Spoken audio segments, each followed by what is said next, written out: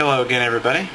This is Nick with WatchTalkWorld.com, and what we have for you to look at today is the Ocean 7 G-2 quartz. But I digress. On this watch here today, we have a 42mm case. It's quite a thick watch, as you'll see when I move it here to the side. Probably a good 17-18 millimeters. It looks large, but compared to the Sub-Aquanoma I just got, the longer lug-to-lug measurement makes it look a little slimmer than what it is. And I'll show you that Sub-Aquanoma just briefly, just to illustrate what I'm talking about. So the Sub-Aquanoma is actually probably a little shorter, but the short lugs makes it look kind of stumpy. But that's another video for another day. This watch is 200 meters water resistant. We have a 120 click bezel, which is it's fantastic. I'm trying to think of how to compare it, but in its action and its smoothness, for any of you who have operated like the Seiko Samurai or Seiko Monster, that's how smooth it is. I would venture to say it's the best bezel I have. And I'll show you its action here. You can see it's just smooth, and it's got a good sound to it. It doesn't sound plasticky. There's no play at all. I mean, on a $400 watch, this bezel is at least as nice as what's on my Omega, which is a $1,600 watch. So kudos to Ocean 7. You know, on a diver watch, the bezel is a big part of it, and having one that is not only easy to use, but is so smooth, really adds a lot to the watch. And over here, as you can see, it's a chronograph. We have the pushers here. These aren't screw down, and they have another model, the G2S, that has the perhaps more traditional round pushers that screw down. I'm pretty sure on these you're not supposed to use them underwater. I don't know that their 1,000 meter model, the G2S, is any different, but there are a few chronographs out there that can allow for underwater operation. One of those being the Tag Heuer Aquagraph. You know, button operation. They're both real smooth, solid. Inside of this watch, I believe we have the Ronda 5030 13 jewel quartz chronograph. When I received the watch, the chrono second hand was about a second behind, so I lined it out. That's a pretty easy process. Pull the crown out to the final position, hold these two for maybe 3 or 5 seconds, and it'll turn around, and then you can adjust each of the sub dials, which is pretty good in case you get them and it's not zeroed correctly. Now back to the pushers. You operate the top pusher.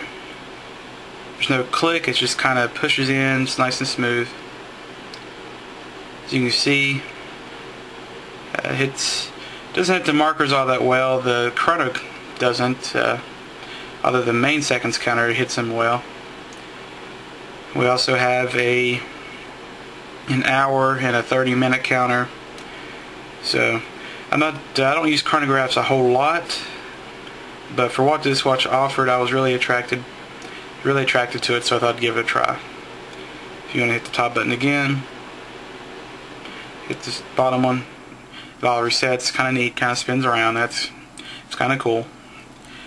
Alright, on to more about the watch. We have a carbon fiber dial, which, much like the Invicta, I love the effect it gives. It gives really a three-dimensional look because light hits part of the texture and darkness on the other, so it gives it a nice texture, and it kind of stands out from your traditional black dials.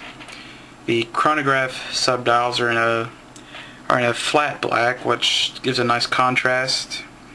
Here we have a partial skeletonized, I believe, Plow-Prof hands. I hope I pronounced that right. And the color combination screams sporty, you know, black, orange, white, just really sporty. Unlike the Omega, this one wouldn't really be at home in any dress situations for several reasons. Its size, and the color combination, the carbon fiber. But But that's fine. I didn't buy it for dress occasions. I have the Aqua Racer, the Seamaster, and Longines for that. But we'll go on to the bracelet. Huge bracelet. We have a 24mm bracelet. We have a 5-link setup. Reasonably thick links. This bracelet uses screws instead of friction pins, which is always a nice touch. Makes it a little tricky when you go to adjust it yourself. Make sure you have a good set of micro screwdrivers, or you're going to scratch these up and end up gouging out your screw heads. But it's actually on this bracelet we actually have a dual deployment, which isn't the most common option you see on a diver, but it works really well. It stays put. It's secure. I really like this little 07 disc. I've heard they've had some issues with those sticking on. Some people have had issues, some people haven't. This one, well, just through today, has had no problem sticking on. You know, open the bracelet. Opens up easily enough. As you can see, this disc could probably, it may accidentally get flipped or something there. So, but close it back, nice solid clicks. The case back, kind of cool. Nothing real detailed. Let me see if I can get you a better shot of it. There, it might be a little better. We have Ocean 7 Watch Company, model G2, and this one's not really a limited edition, but this is only number 24. So, which is kind of funny. I'm a Jeff Gordon fan. I didn't plan that out, so I kind of laughed when I saw the warranty card and it had number 24 on it. So I would assume that just means he's only sold 24 of this model.